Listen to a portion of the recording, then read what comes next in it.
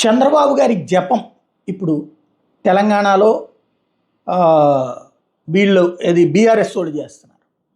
అట్లాగే బీజేపీ వ్యతిరేకులు చేస్తున్నారు. తెలంగాణ అంతా ఇప్పుడు బాబు గారి జపమే. ఒకటి బీఆర్ఎస్ వాళ్ళు ఏంటి, రామచంద్రరావు అనే డమ్మిని తీసుకొచ్చి పెట్టారు. చంద్రబాబు నాయుడు అధిష్టానంతో మాట్లాడి, బీజేపీ అధిష్టానంతో మాట్లాడి ఒక డమ్మీని పెట్టాలి అక్కడ అని చెప్పారు. దాంతో అంటే ఎందుకు అంటే బీజేపీ స్ట్రాంగ్గా ఉంటే రేవంత్ రెడ్డికి కష్టమని రేవంత్ రెడ్డి కోసం ఈ పని చేశారు చంద్రబాబు, అక్కడ ఏలుబెట్టి చేశారు. ఇది అట్లాగే ఆంధ్రప్రదేశ్లో భారతీయ జనతా పార్టీకి సంబంధించి తనకు అనుకూలంగా ఉండేవాళ్ళు కావాలని చెప్పడంతో మాధవ్ని పెట్టారు. ఇది ఇక్కడ వైఎస్ఆర్ కాంగ్రెస్ పార్టీ, కాకపోతే అక్కడంత దారుణంగా ఇక్కడ లేదు ప్రచారం.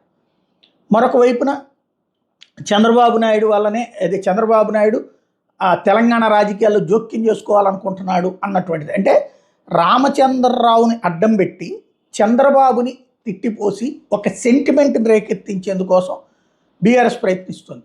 ఒక ఆస్పెక్ట్లో కాంగ్రెస్ పార్టీ దాన్ని రివర్స్ చేయడం కోసం అని చెప్పి రామచంద్రరావుని తీసుకొచ్చినటువంటిది కేసీఆర్ అనేటటువంటి పాయింట్ చెప్పుకొస్తున్నారు. ఇంతకీ ఆయన ఎవరి మనిషి అంటే, నాకు తెలిసైతే భారతీయ జనతా పార్టీ మనిషి, నాకు తెలిసైతే ఆర్ఎస్ఎస్ మనిషి. ఫ్రమ్ ద బిగినింగ్ పార్టీ నమ్ముకున్నాడు, పార్టీలో ఎదిగినోడు. నరేంద్ర మోడీ కూడా అట్లా ఒకప్పుడు సాధారణ వ్యక్తి, కిషన్ రెడ్డి కూడా ఒక సాధారణ వ్యక్తి, కార్యాలయం ఇన్ఛార్జిగా చేసినటువంటి వాడు. ఆ తర్వాత ఈ స్థాయికి వచ్చారు. వాళ్ళు ఎదిగిన తర్వాతన వాళ్ళని గుర్తించాం, కానీ వాళ్ళు ఆ స్థాయిలో ఉన్నప్పుడు గుర్తించామా? బట్ ఈలోపే మనం ఎవరెవరికో ముద్రలు వేసేస్తాం, ఏదేదో చేసేస్తాం.